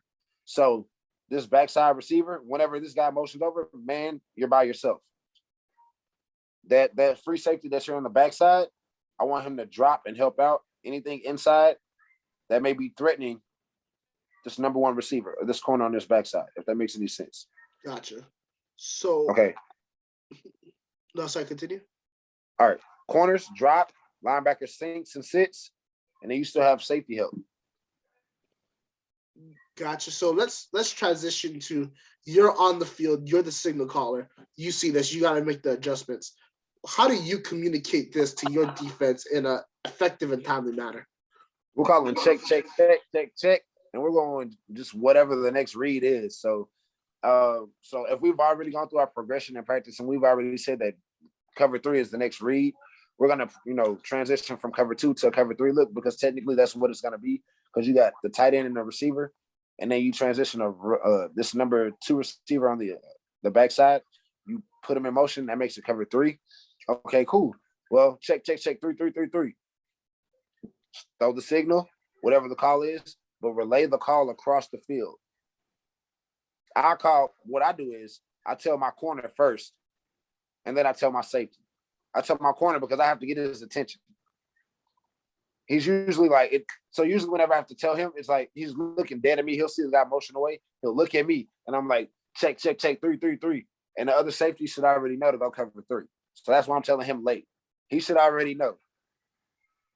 Because we're safeties. We're the quarterbacks. This is what we do. We're the captains of the defense, technically. we're the quarterbacks. We're sitting back there. We're making all the play calls. So if you're gonna play safety with me, bro, like if I'm gonna be back there and I got somebody playing back there with me, bro, I need to be able to trust them. So like, we talk.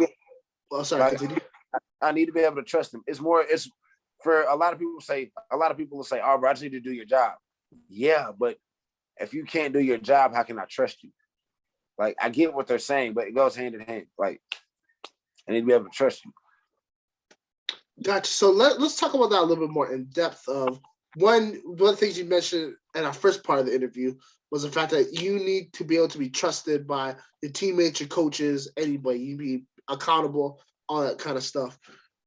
Does the mindset that you had from the classroom, is this where it comes to play? Having that ability to think quick, to be able to comprehend things, and to be able to overcome and figure out different challenges, different patterns and puzzles? A lot of it comes from, yes, sir, it does. A lot of it comes from the classroom, and then a mixture of it, I can honestly say, comes from being, just having to go through the certain things I've gone through in my life. I've had to readjust and evaluate and adapt. So I've always had to figure it out. Like, I've never had an answer. I've always had to figure it out, whether it's asking people or finding out on my own. So the one thing that I've always been told in my life is the only thing that's constant is change. And I've experienced a lot of change. So that's why nothing really bothers me or affects me. I've experienced a lot of change. So I can move and adapt. I can go out to Alabama and be out there, and we in training camp. All right, cool. The season from the start. Great. Boom. Out of nowhere. Oh, guys, we're going to move everything to New York. We're going to play all the games in New York. Out of nowhere. Okay, I can adapt. I can adjust. Let's do that. Let's go. Some guys are going to fold. Oh, man, y'all said we was going to be in Alabama. No. We're going to New York now. Let's go. Let's go play ball. Like, it don't matter where we are, bro. Football is football. Let's go. Like, yeah, man. But absolutely. Well, let's move on to our next formation, which is going to be, wait for it. All right, so this formation you can run also under center as well. I just did pistol because this is for a different project a long time ago. You're gonna have a heavy set on the offensive line. A lot of teams will even replace the tight end with another lineman as well, to make him eligible to catch the ball. A team comes out like this. What kind of defense are you running? Well, in Texas, they don't really run a triple tight. They run a double tight. They run that. They run double tight, and they run it a little bit different. But if somebody comes out like this, I'm just going to cover three. I mean, I'm not going to lie. You got three tight ends out there. If my DBs can't guard them, y'all don't need to be playing for me. Sorry. You got three tight ends out there. I might just say go man. Like, let's just lock up. Let's go man. Because if y'all can't guard these guys, you don't need to be playing for me. Let me find 4 new guys right now. Like, come on. I mean, yeah, you hit that on the money. Let's talk about if on this type of formation, obviously they're coming out a heavy line. There's always the run threat. Yeah. What would you be telling your defense in order to make sure that they're ready to stop the run? Would you be running any kind of slants or stints or on the line, or would you be putting more players on the line? What are you thinking? I mean, honestly, if we want to slow that down a little bit because they are sitting so far off, I'll have my defensive end rush upfield, run an L, instead of just crashing, rush upfield. And when you rush upfield, you're going to automatically interrupt the 2 outside tight ends routes because they both have to come off the ball and they're going to have to go around you. So in all honesty, you might interrupt all 3 of the routes because they're going to have to reroute themselves to run around you. So I would rush upfield and I would do a slant. I'd say I'd slant my nose and my tackle and my DN. I'm having them go straight upfield. I want to do an outside rush. I want to do a complete slant to the strong side. Now everybody on the backside, head up, bull rush. Let's talk about so the D end here on the weak side. Would you just have him basically close down and kind of prevent anything coming back, or would you send him full way? No, I'd hit him. I'd have him head up and bull rush outside. Just hold outside leverage. Head up and bull rush. Gotcha. Well, let's move on to our last formation. And it is the trips left. This also can run trips right. This formation, he can run a multitude of ways. Obviously, this was out of the pistol. This formation, you can run out of the shotgun, running back, obviously, to the right of the quarterback. If you're going trips left, you're going trips right, you run back on the left. But I've seen some teams where they go dependent. They might pull the running back out as a wide receiver. They might put the running back as a blocker over here, something like that. A lot of things that you can do with this formation. Yeah. What are you running as a defense? As a defense, well, honestly, I can go cover 3 because we got the tight end, and then we got three receivers to the backside. But then you can run 3 to one side and 2 to the other because you have your tight end and your running back on the same side. You got to worry about this running back spilling out, so somebody has to be waiting on him. So what you're gonna do is you're gonna have that safety roll down. That strong safety is gonna go deep thirds on the backside. That corner is gonna squeeze tight to watch that running back coming out. It's almost like a combo between the safety and the corner on that tight end and that running back. We ran it at Legacy. That's how I know. That's this kind of show. When you pull this up, I ran this in high school. Like so we would run. So what we did was when I played safety, I'd roll down and that corner would squeeze in, and we would play combo on that running back and that tight end coming out the backfield. And then we would have the free safety on the backside helping out. That corner can roll down. They can play a cover 3 look. They can play a cover 2 look, however they want to do it on the backside.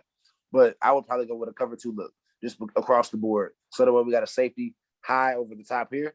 Mm-hmm. And then there's nothing that can hurt us on this side besides that tight end pushing me vertically or something coming from backside, which that's why I'm rolled down so I can see that tight end and stop that now and then get back to anything coming backside.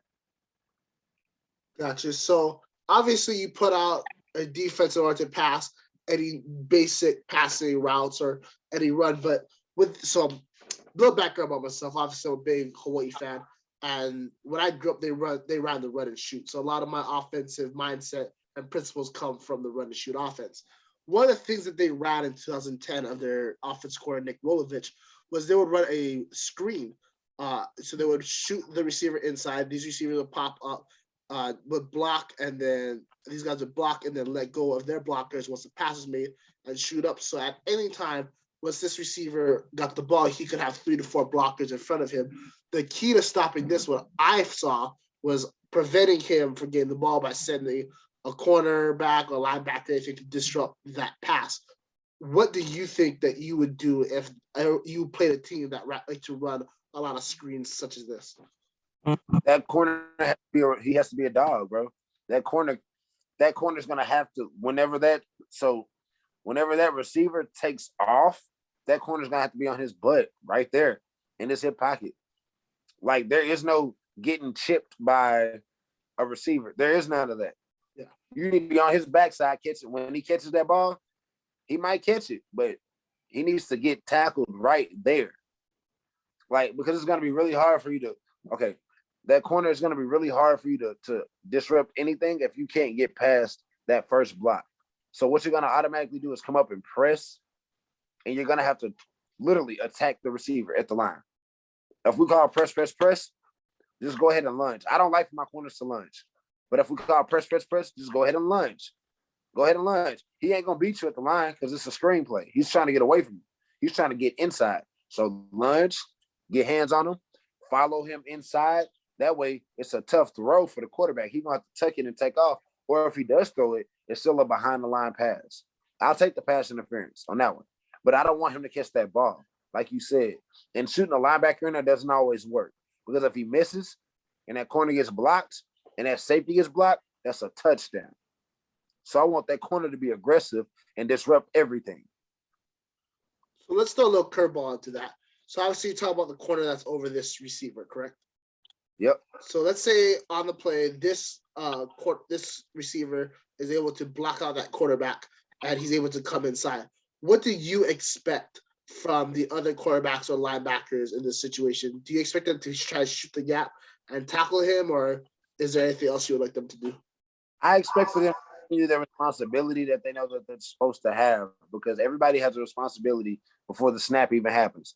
So if everybody does their job, this play still doesn't happen because there is a linebacker that should still be shooting. Even with that corner trailing backside, that linebacker should still be shooting. So regardless, that alleyway should get filled. So if everybody does their job, even if the corner can't get there, the linebacker should be smacking them in the mouth. Gotcha. Let's just throw one more curveball into here.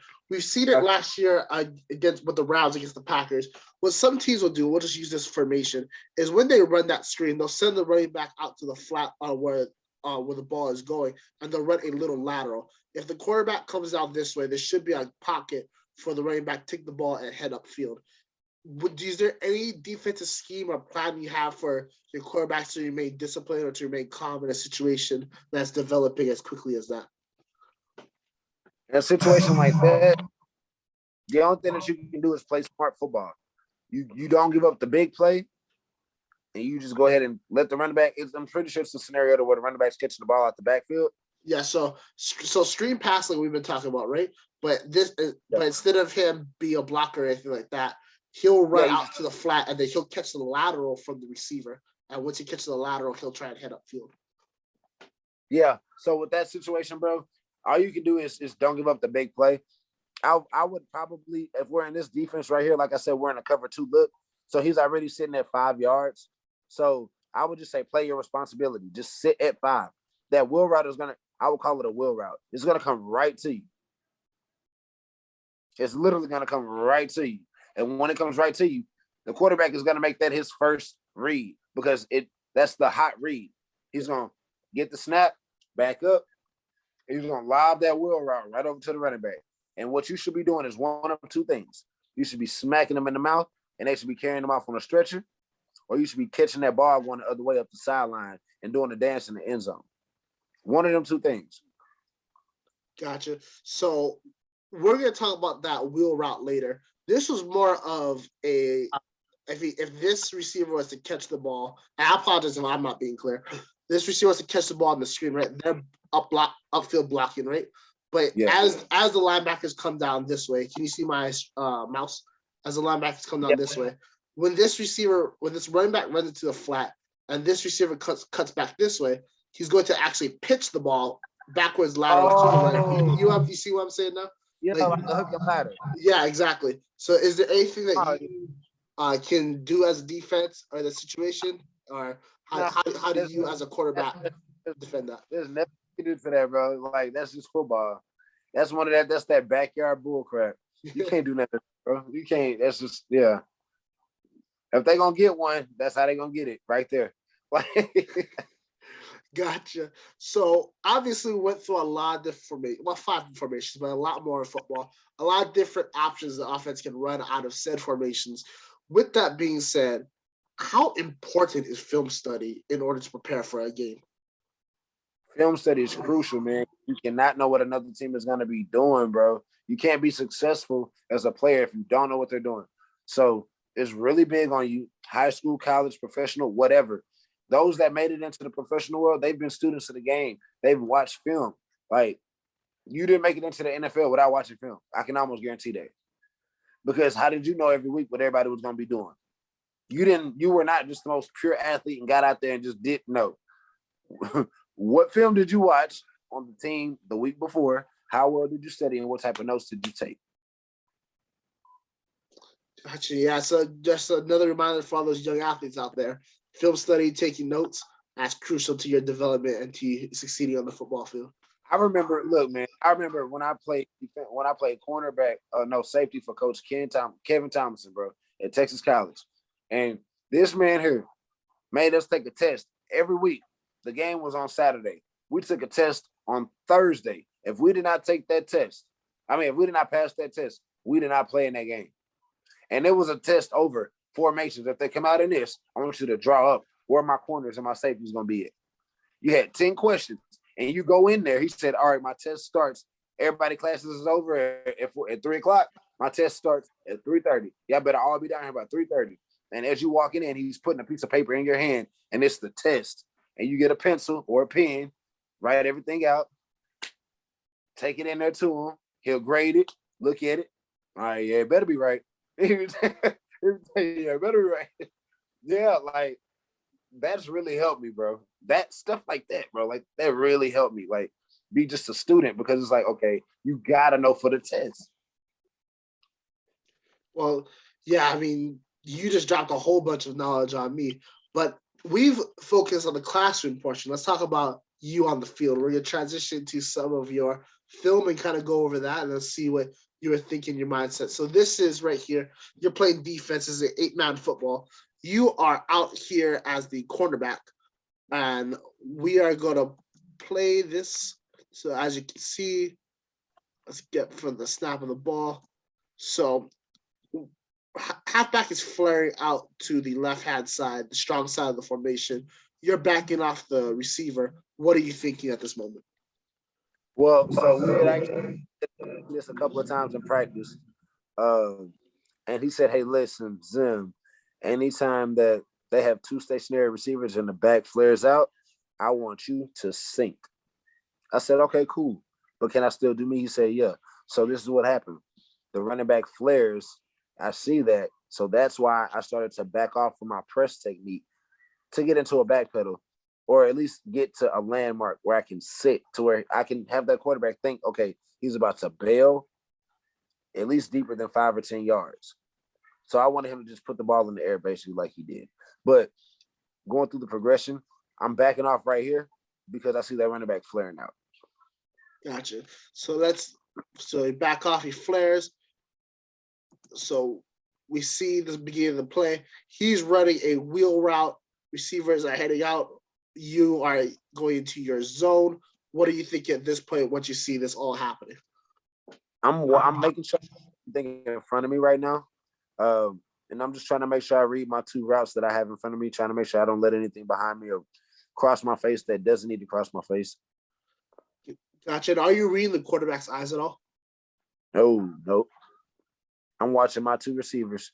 I'm seeing what number 2 is doing because whatever number 2 does, that's what number is going to tell me what number 1 is doing. Gotcha. So they run inside routes. You stay home against the running back. Wheel route. Yeah. So that's the read the quarterback makes. So if we want to back it up just a little bit. So he's making his read. You make a quick step, but really you sink down, but makes it seem like you're going to follow the receiver. Quarterback reads that. He puts it up in the air. You got an easy pick coming. Ball's in the air. What are you thinking? Man, I'm like, bro, I know he's not really throwing this ball. Like, that's literally what I'm thinking. Because I know the guy, shout out to EJ Maurice, man. Great quarterback from the DFW area. I'm looking and I'm like, bro, EJ's not throwing this ball. He threw the ball. I went up and just took it. All right, you gonna throw it? I'm gonna take it. And that's exactly what you did. You high pointed it, got the ball, secured it, ran back. You see some of your returner skills, and boom, interception. So let's transition to your next play. So this time you're on defense. Here you are over here. Is that correct? Yes, sir. All right. So in this formation, you're going to have 2 receivers on the strong side. And what they're going to do is they're going to have a running start before the ball is snapped. 3 linemen running back to the right of the quarterback. And then you got your single high receiver here. Let's take a look. All right. So what are you thinking when you see this, especially knowing that they're going to have a running start? That's usually, so whenever I see them with a running start, I'm like, okay, back off. Like, that's the first thing that I get in my mind. I'm like, okay, they're in a running start, get it 5 yards or get it 10 yards and just sit there. Because you have to think about it. After 10 yards, there's only so many routes somebody can run. At 10 yards, every route breaks off. Post, dig, corner, they all break off. So at 10 yards, bro, I mean, there's only so many routes you can run. So if I sit at 10 yards and just break forward on everything, I can break forward on a stop route, a slant route. It's just simple mathematics, bro. That football cannot get here faster than what I can get to you. So before I go into this, is there a rule of how many yards the receivers have to run before the quarterback can throw the ball? Or as soon as they cross line of scrimmage, they're eligible? As soon as here's the thing. They can cross the line and then the quarterback says hut and they're good. But it's like, so I believe it's a two-step progress. Well, in this league, in this league, there is no two-step progression, but in an arena, they usually let them come in a 15-yard high motion. And when they come in a 15-yard high motion, they are allowed 2 steps past the line of scrimmage before the quarterback says hut, or up to 2 steps before and the quarterback can say hut. So the guy can cross the line of scrimmage, take 1 step, 2 step, hut, and like, yeah. So it throws it off for defensive backs. You're already guarding somebody before the play even starts. Like, Gotcha. and wow. And then once the ball is snapped, they can catch the ball at any time, right? There's not a certain yardage or anything that they need to run. They could have both ran, and one could have stopped and ran a screen, and the other one could have came and blocked me. Yeah, that was gonna be what I was gonna get to in a second. So I'm glad we're on the same page. So to hike the ball. Now that's a play. They do that. Like, it's common. They do that. Yeah. Because if we back it up, something they could have done is as they ran, if they hiked it from there, that guy could have blocked you. He could have ran an inside route. And as soon as the ball was thrown, he could have caught it and maybe had a 5-6 yard completion, depending on what this quarterback did. But they did not do that. So let's look at what they actually did. So as you said, you had your step off. You're already backpedaling. Ball is snapped. Yeah. Quarterback rolls out of the pocket. He rolls out to your way. So this receiver, I can't see what the DB is, but he's looking open, but he can't throw across field. So he's coming to you, throws a pass. I know the video is a little blurry for everyone, so let's try to roll back. So at this point, you are right here. The receiver is right here. You have already broke on the ball at this point. Yeah. So as soon as the receiver sat down, did you break then, or was there a tendency before? No, I saw what he was doing, because everybody on my sideline was like, Zim, here they come, here they come, here they come. And usually when they say here they come, they're coming. Like, and so they did. And I was like, okay, well, if anything, I feel like he's gonna try to push me vertically and then come right back to the goal line and catch it right in either at the front cone or catch it right at the goal line, but it's going to be a touchdown. But he's going to push me vertically and come back. Sure enough, he did that. He pushed me vertically. I sat on him, and then I broke back. And as soon as I broke back, because I wanted to just give him enough space for the quarterback to throw it. Because I know, once again, I know who this guy is, Justin Hughes. He wasn't going to throw that ball if he didn't look open. He knows who's on that side of the field. So he wasn't going to throw that ball. I'm not saying that like it's just me, bro, but it's a football world. We talked off camera, bro. It's a football community, bro. Like it's just that's the understanding of our football community. We know who the ballers are. We would give respect to everybody that plays ball, bro, and anybody that's out there doing their thing. But when we know somebody got something, we show love. That's just what it is. So Justin was like, all right, man. So he rolled out, he saw him open, and he just let it go. And that was me sticking my foot in the ground, and I just dove in and got what I could. So let's look at that. It goes a little fast. Let's rewind a little bit. But you come up with the interception, correct? Yes, sir. Then you break on it. Boom. Intercepted. Turnover. I had to dive in and grab it. Yeah, let's look at that catch again. I mean, because it looks like the receiver got a hand on it. I mean, obviously you had full possession, but you had to break in, jump, and catch at the same time. Yes. Wow. I literally jumped, dove across I caught it, dove across their body. Like, that is a play. Bro, my thing was, I was like, okay, I don't want to give up this touchdown, bro, because they're like right here at like the 10-yard line. So I knew, I was like, okay, bro, if you give up this touchdown, come on, bro. First of all, they already do this. They did like a list of top 100 players in their league, bro. And so I was like, bro, I'm trying to make the top 100. Like, come on. Like, I'm trying to go back to Mexico and play. I need to make this list so I can say I was on this list. It's gonna look good. I'm gonna go back to Mexico and play. Gotcha. Well, that was an incredible play. Let's transition to a clip from your arena football days. So this is, let's see. This is the Waco Tornado. Yes. So this is you down here. So let's replay. So right now we got, wow, that is, when you talk about a spread formation, that is something I've never seen before. You got linemen here, here, and here. And then you got how wide is that field? That does not look that far. Bro, it's an indoor soccer complex. Gotcha. So they didn't start out that wide. So they started out fairly, like normal, And of course, our defensive linemen rush wild because this is one of those teams that I love them. Like, these are my boys.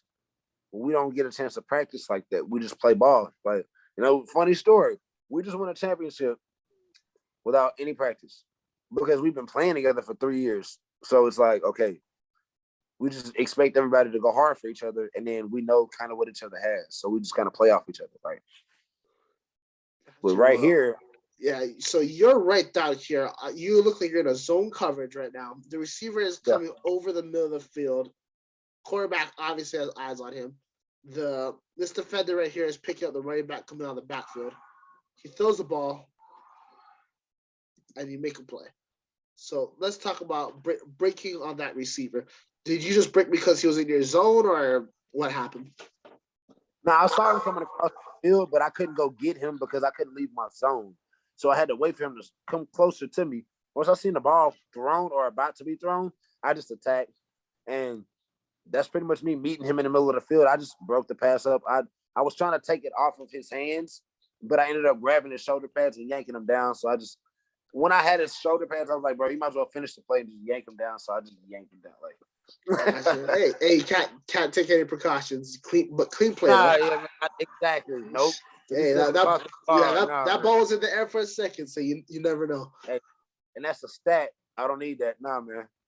Yeah, I mean, this guy wasn't too happy about that happening to his teammate, but so let's take it out here, back outdoor. We have you as a quarterback out here. This looks like 11 man, or is this still 8 man? Yes, this is 11 man. This is from training camp with Caldeos when I was out in Mexico. Gotcha. So I'm in Mexico, right? So the receiver is looking like he's trying to go outside, trying to go deep. You're gonna meet him right here in this 5-yard space that you have to jam him up. What are you thinking when this happens? I'm thinking it's time to play football. Like, at the end of the day, it's like, okay, so I knew who I had in front of me, and I respect the man's game. Irvin Dorselli, great athlete. So I was like, okay, if I let him here's the thing with Irv. Irv has long speed. He's a track guy. So I'm like, okay, yeah, Zim, you can run, bro, but Irv is like a 200-meter type runner, bro. Like, he can run for a long period of time. Like, so when this ball gets in the air, most receivers slow down. He can go get the ball. So I was like, okay, Zim, you got to stay square. You got to shuffle, slide, and when you get your hands on him, do not let him go. You bully him, bro. You slam him down. You get him out of bounds. You get him out the play. Get him out the play, and just get to the next play. Exactly. That's exactly what you do. Is take a look, and you just wow. Well, let's talk about jamming as a tool. How important is that as a DB to be able to jam a receiver at the line? That's very important because it disrupts the timing between the receiver and the quarterback. So what that means is, all right, so most clocks inside of a quarterback's head will tell him, I have about 3 seconds to get this ball out of my hands. And if I don't, I'm going to get planted on the ground by a 320-pound defensive lineman. So, and nobody wants that. So a quarterback will go through the progression of, hey, listen, man. All right, say hut. All right, 1 read, 2 read, 3 read. By that time, I'm throwing it away or I'm taking off running. And that's what a quarterback goes through mentally. Now, for a defensive back, it's said, hut, shuffle inside, press. That's 2 seconds right there. 1, 2. Now you got 2 more seconds that you have to take into accountability because you got scramble drill and all that cool stuff. Now, that's a whole nother subject. When the play breaks down and the quarterback scrambles and you're a defensive back running with a receiver, whoa. Bro, listen, I had to do that a lot my senior year in college. Not fun. Plays that are supposed to be 4 seconds turned into 10-second plays. Not fun. Let's just say I was in the best shape of my life from just playing football. Like, from just playing football, not even running track. I could have won All-American in track from playing football, bro. Like, but nah, man. Like, I think pressing is a tool that every defensive back, whether you're a corner or safety, nickelback, whatever you think that you are, bro, you need to add that into your toolbox because if you cannot do it, it does not complete you as a defensive back. Gotcha. And especially in the modern game, there's so many different ways for a receiver to get advantage over defensive back once they get downfield.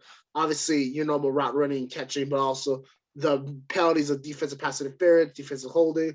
Those are automatic first downs, spot fouls, things like that. So if you're able to press the line, you're preventing all that. Is that correct? Oh yes, I take pride in being able to do that, man. Because, like I said, you're throwing the timing off. You're preventing penalties. Now, here's the thing: within 5 yards, bro, listen. You can do everything except stab the man or rob him at gunpoint.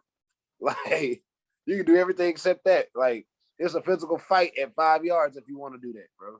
Like, you can't go to jail for that. This is football. Gotcha. That's a violent but also very interesting way of looking at it. Bro, that's how we play. Listen, Texas, that's how coaches say it. They say, bro, I don't get you guys.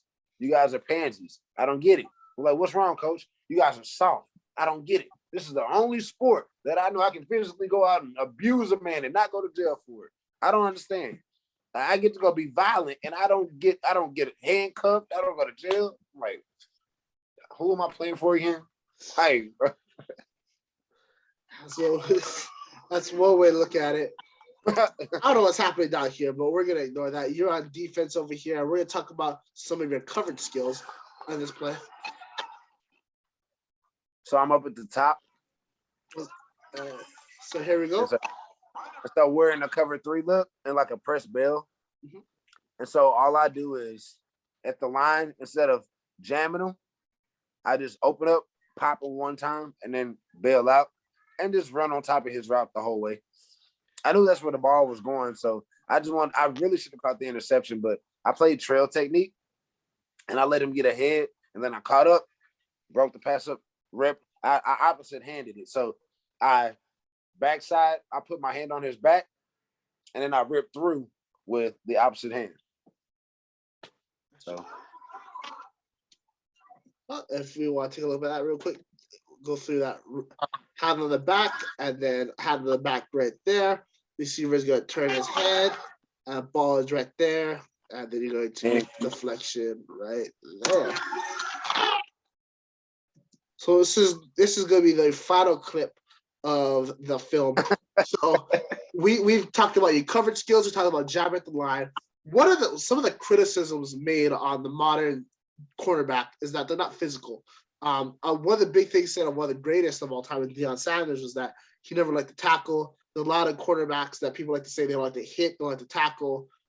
What do you think about people that say things like that? I mean, hey, man, they on, bro. Hey, so the NFL greats, listen, if that's what worked for y'all, man, that's what worked for y'all. But me, I'm a thumper. That's what I got to do, bro. My guys is Brian Dawkins. That's who I am. You know what I'm saying? I'm a thumper, bro. Gotcha. I like dudes like that, bro. Weapon X, that's me, you know. So, yeah. Well, Wolverine was a hitter. Let's take a look at this play, bro. So, little pitch out, which is very interesting because I know this is only 8-man football, but that type of technique. I mean, they'll mainly do it if the receiver is motioning across, around behind the lineman. But the pitch technique is a very interesting and unique way to get a receiver a ball in open space. Let's see what he does with it. Play it back, and I'll tell you why. Play it back, and I'll tell you why they did that. Because I noticed that too. So look, you see how there's nobody out there covering him right now? Mm-hmm. That's why they did that. Nobody's covering him up right now. So he just said cut and just threw it right to him, and he's just gonna let him get yards, get whatever he can get. If he was smart, he would have just ran straight up the field. But he just had to cut back. I mean, let's take a look at it. So they got the outside receiver in this ready start formation, so that takes up his responsibility. You got your 3 linemen down here. You got your linebacker in the middle of the field. Then you got 1 and 2 down here. This would be a U, I believe. So that's 1, 2, 3, 4, 5, 6, 7. Right? The bottom. All right, so you're at the guy at the bottom. So that's 7 right here. So the only one that's in any position is going to be the safety back here off camera. Yep. Yeah, I mean, I guess that's the way the route was designed, because if you look at how the linemen shoot out after the play is started. So, right? So I think that's the reason why I did run straight, is because once the ball was pitched and you see them pull off to make the screen and the blocking assignments. Wow, that lane was right there. So, Bro, I would have took off. So, right, but then let's take a look at this. So he follows what he's supposed to do. He cuts underneath and then misses a tackle. The block is going to hit that one, but it looks like he's contained. And wow. Wow. I mean, I know he tried to stand up and point it, but he got laid out. So let's take a look at. I tried to point it, but he got here. Yeah. So let's take a look at your.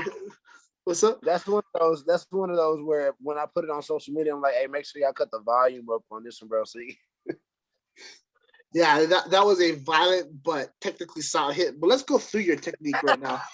So he comes through, right? This is you right here. You're setting down. You get low stance. You get small on your hips to explode out, and then you make contact here, right? Or you obviously here. You wrap your arms around him, and then you take him down with a twist. So let's take that. Shoot the arms, roll the body. Exactly. So when you talk about tackling, obviously, Brian Dawkins is your idol, and that you said you're a thumper. Let's talk about the technique of hitting. When you have to make a tackle, what do you go through mentally and physically in order to make a play? Angle. I go through angle, breakdown, and make contact violently. That's just my mental process. What I mean by angle is make sure you run at an angle to where you corner him to where he can't go anywhere else, and then you break down, and then you violently attack him. So angle, breakdown, violently attack. Gotcha. Well, that concludes the end of our first ever film study here at Midnight Sports today. I want to thank you, Zim, for coming on the show. I really appreciate it. Glad we got to learn a little bit about you, break down your film, and just get a new insight into how to play and how to call defense. If you're looking to join the USFL via the draft, so we're wishing you the best with that. We can't wait to hear from you and your journey soon. Thank you so much for being on the show. I appreciate you guys for having me. Pleasure, bro. And anytime you want me back on, bro, I'm here. Absolutely. And to everyone else, we'll catch you guys next time. Bye.